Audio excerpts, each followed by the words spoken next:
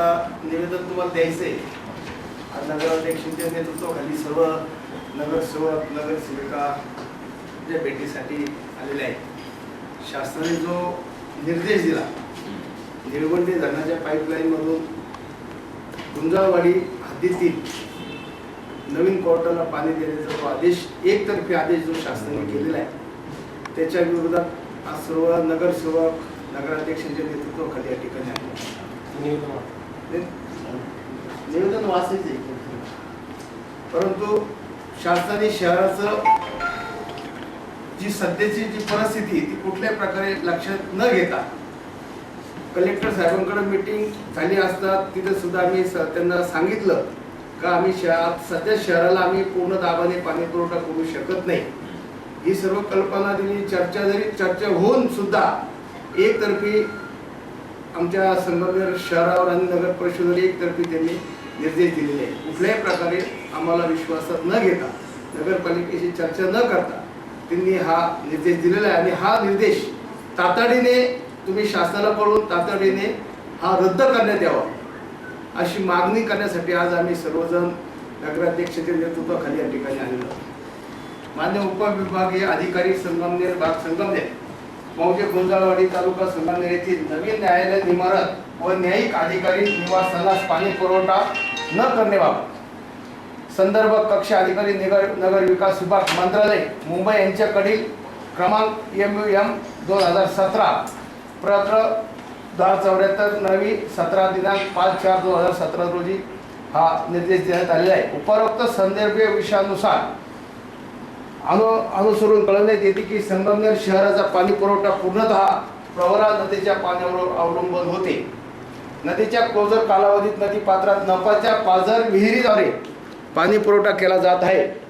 शहरातील मागील 30 ते 35 वर्षापासून पाणी टंचाईला सामोरे जावं लागत असल्याने व शहराचा वाढता विस्तार पाहता शासनाने 2003 मध्ये UIDSMT योजनेअंतर्गत तसेच निळवंडे प्रकल्प आधारित शहरासाठी 36.9 किलोमीटर थेट पाईपलाईन योजनेद्वारे संगमनेर शहरास पाणी पुरवठा करण्यात येत आहे.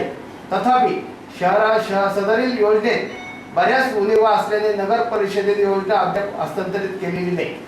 निळवंडे योजना दरडोई 70 लिटर प्रमाणे करण्यात आलेली असून शासनाच्या सुधारित धोरणानुसार 130 लिटर दरडोई देण्याचे उद्देश आहे. निळवंडे पाईपलाईनचे 70 व अस्तित्वातील पंपिंग स्टेशन येथून 60 असे एकूण 130 लिटर दर दिवशी पाणी पुरवठा करण्याचे नियोजन चालू आहे. परंतु नदीमधील विहिरीमधून नगर परिषदेस पुरेसे पाणी उपलब्ध होत नाही. त्यामुळे संगमनेर शहराच्या पाणी पुरवठ्यावर मोठ्या प्रमाणात परिणाम झालेला आहे. आजही संगमनेर शहरात बऱ्याच भागात पूर्ण दाबाने पाणी पुरवठा करू शकत नाही करिता शासनाने दिनांक 5/4/2017 रोजी दिलेला आदेश त्वरित रद्द करण्याबाबत तातडीने कारवाई व्हावी ही विनंती. अन्यथा शहरवासियांच्या भावना लक्षात घेऊन आगामी काळात जन आंदोलन मोर्चे धरणे उपोषण इत्यादी जनक्षोभाच्या परिणामात शासन सर्वस्वी जबाबदार राहील याची शासनाने नोंद घ्यावी. त्यामुळे आता आम्ही एक 8 दिवसाची आपल्याला मुदत देत आहोत. निवेदनामध्ये आम्ही मुदत टाकलेली असून 8 दिवसात जर याच्यावर कार्यवाही झाली नाही तर शहरामधील सर्व नगरसेवक शहरवासीय पूर्णपणे रस्त्यावर उतरण्याची शक्यता यात नाकारता येत नाही. त्यामुळे ह्या निवेदनाचा आपण आदरपूर्वक विचार करावा. शहरवासियांच्या भावना लक्षात घेऊन शासनाला तातडीने आपण निवेदन पाठवून पूर्णपणे हा आदेश रद्द करावा अशी आम्ही विनंती करण्यासाठी तुमच्याकडे आलेलो आहोत. आज आपण जी शहरामध्ये लोकवर्गणी भरून ही पाईपलाईन पूर्ण केलेली आहे ती संगमनेरच्या जनतेच्या पैशातून आणि शासनाच्या पैशातून ही योजना झालेली आहे. परंतु आज त्या ठिकाणी न्यायालयाने पाण्याची मागणी केलेली आहे. तसं पाहिलं तर गुंजाळवाडी ग्रामपंचायतची जबाबदारी आहे की तेथे पाणी जी वस्ती होईल त्या ठिकाणी ज्या इमारती होतील त्यासाठी तिथली व्यवस्था पाण्याचं काम ही ग्रामपंचायतचं आहे आणि तिथली ग्रामपंचायत सक्षम आहे. परंतु संगमनेर नगरपालिकेवर या पाण्याचा बोजा टाकल्यानंतर उपनगर विशेष करून शहरापेक्षा उपनगराला फार मोठा याचा परिणाम जाणू शकतो. मी एवढंच सांगतो की आपल्याला भविष्यात होणाऱ्या अडचणींमुळे आज आपण ही दखल घेतलेली बरी आहे. आदरणीय प्रांतसाहेबांना आम्ही विनंती करतो की याचा विचार करून शासनाला त्वरित आमची भावना कळवावी. कारण साहेब आज आमचा न्यायालयाला पाणी देण्यास आमचा तसा तीव्र विरोध का लोक जनता दाखवते त्याचं कारण असं आहे साहेब, तिथं जवळच पोलीस स्टेशन आहे, ग्रामीण रुग्णालय आहे. भविष्यात जर आज कोर्टाने पाणी मागितलं तर बाकी ठिकाणी सुद्धा पाण्याची मागणी होऊ शकते. मग त्याच्यासाठी आम्हाला पुढच्या काही मार्गदर्शन असतील, काही तत्व असतील तर आम्हाला ते सुद्धा कदाचित कळावे. कारण पुढच्या काळात जर न्यायालयाला पाणी दिलं, पोलीस स्टेशन असेल, या सर्वच तिथं अनेक ऑफिसेस आहेत, हे सुद्धा पाण्याची मागणी करतील. तर याच्यासाठी आम्हाला चांगलं मार्गदर्शन मिळावं अशी विनंती करतो. आमच्या सर्व नगरसेवक या ठिकाणी जमा झाले.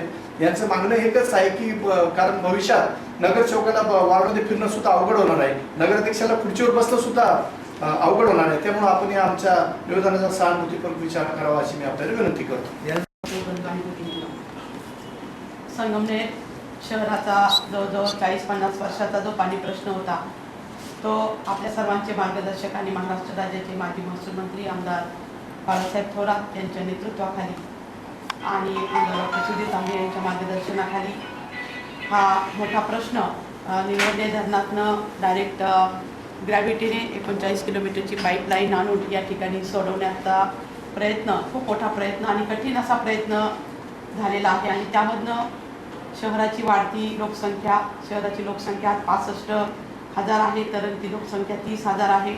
आणि शहराच्या आजूबाजूला राहणारी जी 11 खेडे आहेत त्यांची सुद्धा लोकसंख्या जवळजवळ 1 लाख आहे. आणि त्यामुळं शहराला आत्ताच एक वर्षापासून 2 वर्षापासून आपण खूप चांगल्या प्रकारचं पाणी पुरवठा सुरू झाला आहे. आजही शहर हे खूप वेगाने वाढते, अनेक कॉलन्या नवीन निर्माण होत आहे. 27 किलोमीटर कॉलनी ह्या 2 वर्षामध्ये निर्माण झाल्या आहेत. त्यांना अजून आपण पाणी देऊ शकलेलो नाही, त्या ठिकाणी अजून पाण्याची पाईपलाईन झालेली नाही. आजही आपण निळवंडे धरणात येणाऱ्या पाण्यामधनं 70 लिटर आणि संगमनेर शहराच्या ज्या पंपिंग स्टेशनच्या विहिरी आहे त्यामधनं 60 लिटर अशा प्रकारचं पाणी आपण नागरिकांना दरडोळी देण्याचा प्रयत्न करत असतो. आणि म्हणून हा पाणी पुरवठा अजून अधिक प्रेशरने नाही किंवा रोजच्या रोज नाही किंवा जवळजवळ 27 किलोमीटर भागाला अजून हा पाणी पुरवठा नसताना आपल्या संगमनेर तालुक्यामध्ये एक नवीन कोर्टाची इमारत झालेली आहे. निश्चितपणे आम्हाला याचं एक अभिमान आहे, आम्हाला त्याचं भूषण आहे. परंतु ही जी नवीन इमारत झालेली आहे ती संगमनेर तालुक्यातील पुणे नाशिक हायवेवर गुंजाळवाडी या परिसरामध्ये झालेली आहे, या ग्रामपंचायतच्या हद्दीमध्ये झालेली आहे. आणि पलीकडची हद्द ही गुलेवाडीची आहे.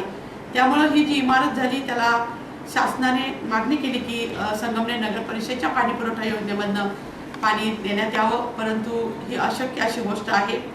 कारण शेवटी कोर्टाला पाणी दिलं तर तिथं ग्रामीण रुग्णालय हे मोठं झालेलं आहे. अजून एक नवीन रुग्णालय त्या ठिकाणी शासनाचं होत आहे. त्याचप्रमाणे पोलीस स्टेशन ग्रामीणचं त्या ठिकाणी आहे, तालुका पोलीस स्टेशन आहे. आणि गुलेवाडी या ठिकाणी सुद्धा पाण्याची मागणी आहे, तळेगाव या ठिकाणी मागणी आहे. आता तर वेगवेगळ्या मागण्या आमच्या कानावर येत आहेत. तर आम्हाला असं वाटतं की गुंजावाडी ग्रामपंचायतच्या हद्दीमध्ये जो कोर्टाची सुंदर अशी इमारत झालेली आहे त्याच्यात पाठीमागच्या बाजूला गुंजावाडी पाणी पुरवठ्याचं मोठा शेततळ आहे, तलाव आहे. आणि त्याची कॅपॅसिटी खूप मोठी आहे आणि खूप चांगल्या प्रकारचं शुद्ध स्वच्छ पाणी ते सुद्धा आहे.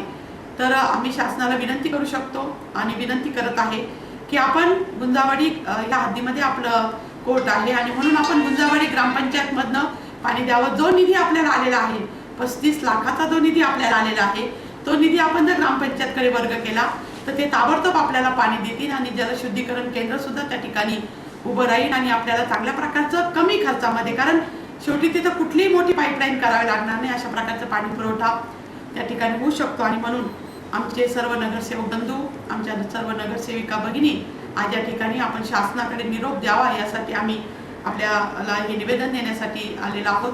निश्चितपणे जर ह्या गोष्टीला आमचा विरोध आहे, नागरिकांचा विरोध आहे, अनेक नागरिक पाण्यापासून वंचित आहेत त्यांचाही विरोध आहे. आणि म्हणून हा विरोध दर्शवण्यासाठी आम्ही या ठिकाणी आलेलो आहोत.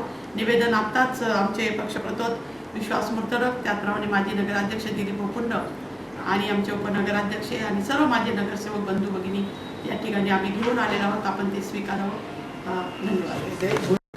गुंजावाडी येथील नवीन शासकीय कोर्टाच्या इमारतीला पाणी देण्यासंदर्भात शासनाने जो 312 अ चा कलम वापरला तो संगमनेर नगर परिषदेचे मुख्याधिकारी, नगराध्यक्ष व सर्व नगरसेवकांची हिरिंग घेऊन तो वापरला पाहिजे होता, तो वापरला नाही शासनाने, तर तो रद्द व्हावा आणि ऑर्डर कॅन्सल व्हावी ही विनंती.